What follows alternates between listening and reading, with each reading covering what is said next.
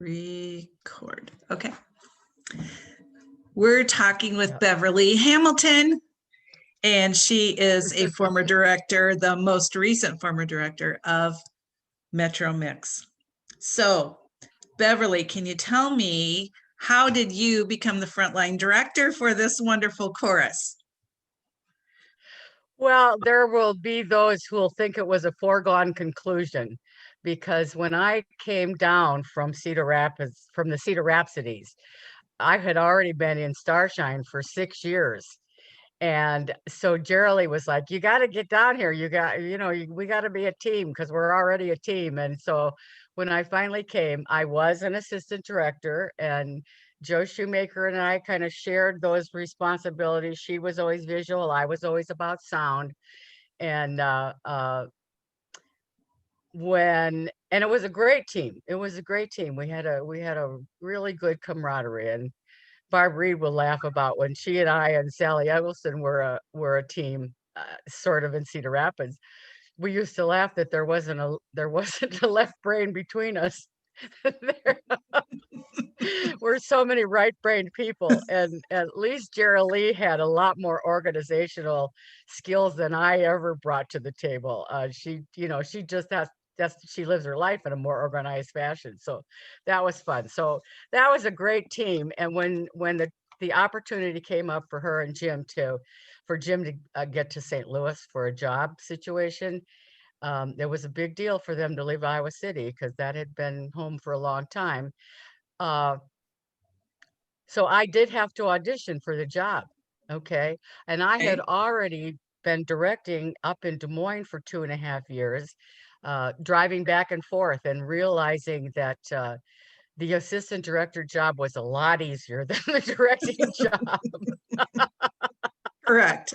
However, I took it on, and that audition was memorable for several people who are still sitting in that chorus about the stripper that came that night. It had been had been designed to interrupt my audition for the. I think Oh, we were still the Iowa City chorus at that point. okay. We hadn't taken on the Metro Mix name. Anyway, that was kind of a funny story, but probably too much to tell here at this particular adventure. But if you need me to tell you a few more details, just see me the night of the party. All right. Sounds great. So Okay, so that's how I became the frontline director. wonderful.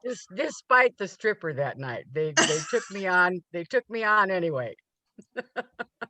Well, I'm glad, Okay, and I know that they're glad they did. well, So, I hope that's true. along the way, some memories about specific costumes or shows or competition or comp package, things that stand out in your mind about that.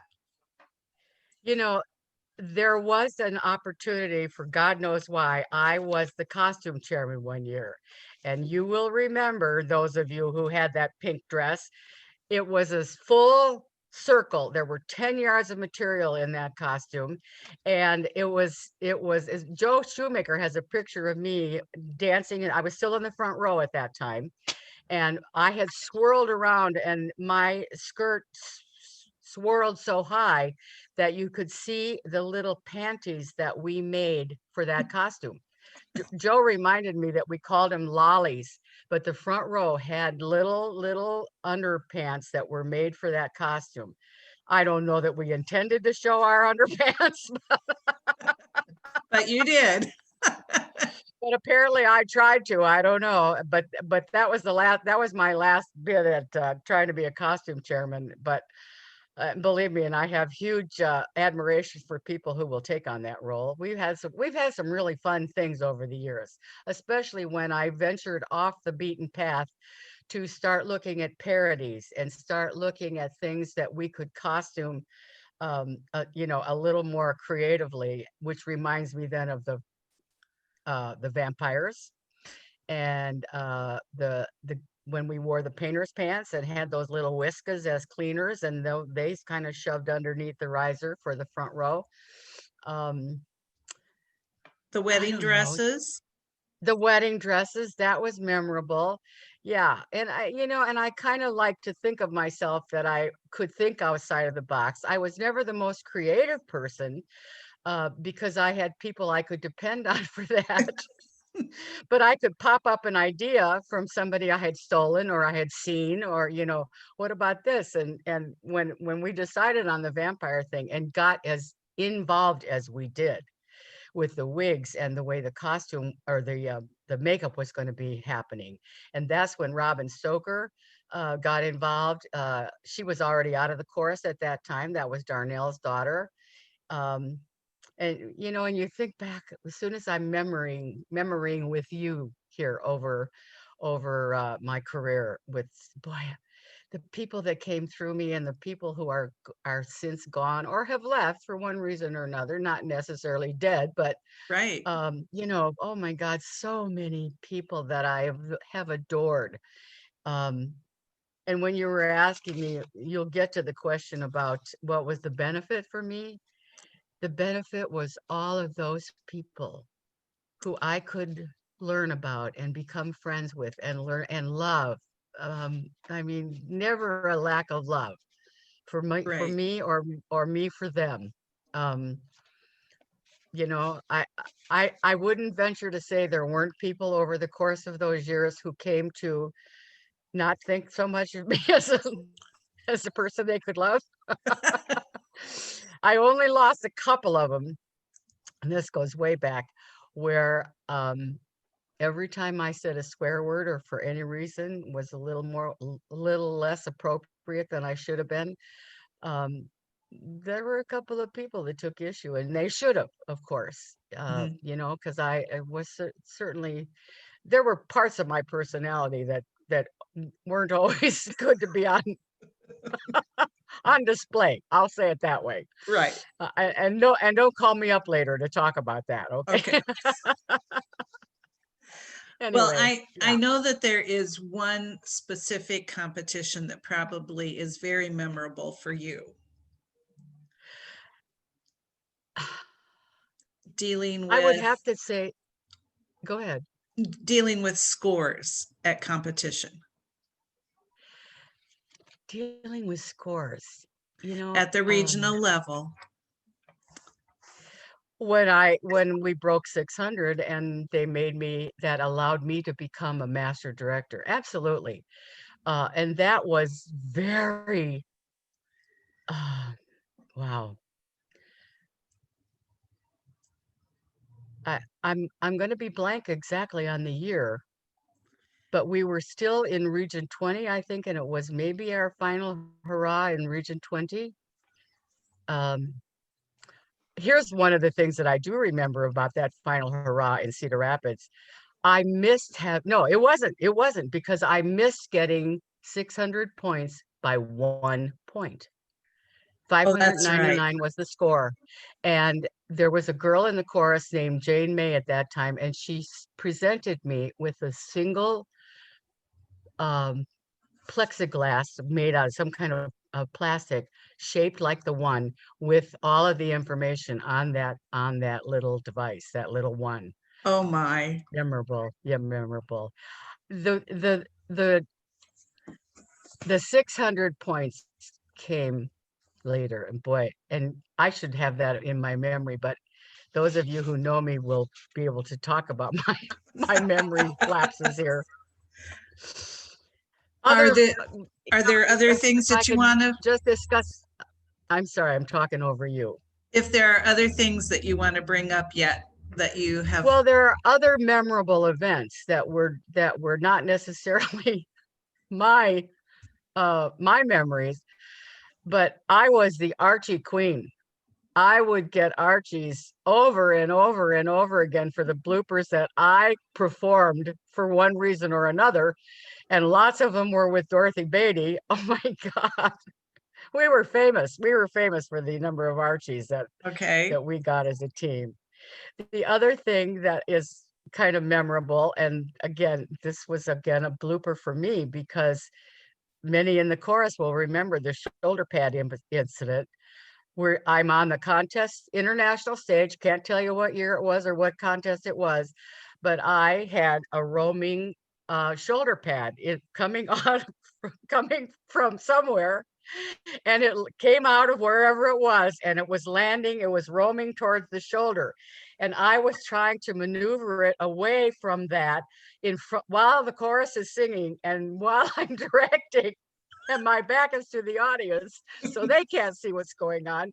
But the people on the chorus wanted to just, I mean, I don't know who was singing and who was laughing and what was happening about that. But that, you want to talk about them, because they would tape the chorus director from the back of the chorus. Oh, So there would be mhm. one lone camera on the director of the international stage. That didn't happen on the regional level, but it did happen Whoa, on how the fun. international stage. And I would swear up and down that I was never going to show any of those director tapes to anybody. I don't think I ever did, tell you the truth.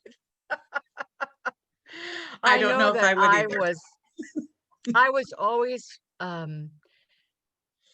in rapport with my chorus on stage. I never left them, at least I would like to say this is true. I never left them without me being a part of who they were. You know, my face was with them, my energy was with them. Um, I'd like to think that, you know, their faces were reflected in my face.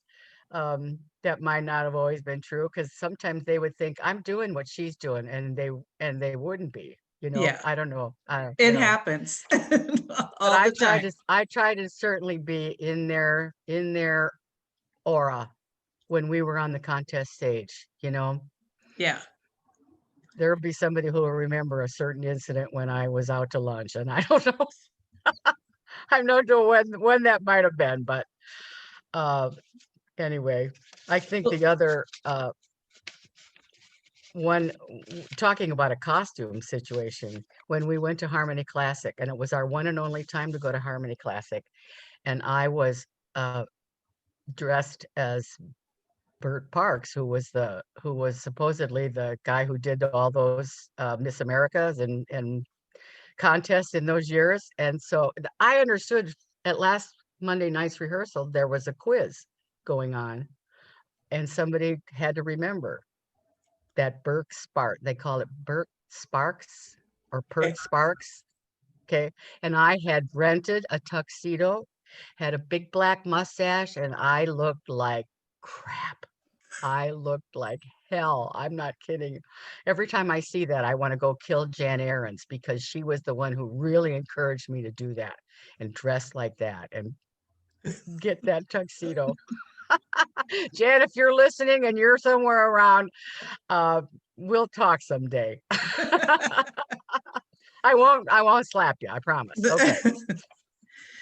So Well, Jolene, as we I'll turn the questions back over to you. okay, as we wrap up, is there anything else that you would like to say to the chorus as we go forward from these 55 years, and or any well wishes as we look ahead? You know, as a director, you do your best to try to motivate and encourage and see all the faces. Chris Noteware used to say to me, at least through through your rehearsals, you should look at somebody face to face, eye to eye, and say their name, and that you're happy they're there tonight, or, you know, and you can never focus on the people who didn't come to that rehearsal, because you work with who's on the risers and you make the best of that. And, um, you know, and make yourself available to them as, I hope I did that. I hope I did. I do know that as you move forward, I can look back on some of my um, things that I was not as good at as other directors could be, singing all the parts and being able to teach tags and things like that. That was never a forte for me. Um, but I will say that moving forward with John will take you places that I never could. And I I just think it's a marvelous situation. And if we ever come, and we will come through this COVID, we will not live here forever, but the world will be changed, and you will be the benefactor for having John step in. And yeah, I'm excited about that for all of you. And I am grateful for, I don't want to get stupid here, but do I have fabulous memories? Of course I do. Of course. I love I love this chorus. I love the people that came through all those years. The ones who are gone. Um, anyway, We, boy, we would like to, I didn't I didn't that's intend to okay. do that. Beverly, we Um, would like to thank you for all of your dedication and for all and the years that you put into this chorus, and we appreciate everything that you have done. Thank you so much. We love you. nobody had a better time than me. Thanks. Thanks. Love you.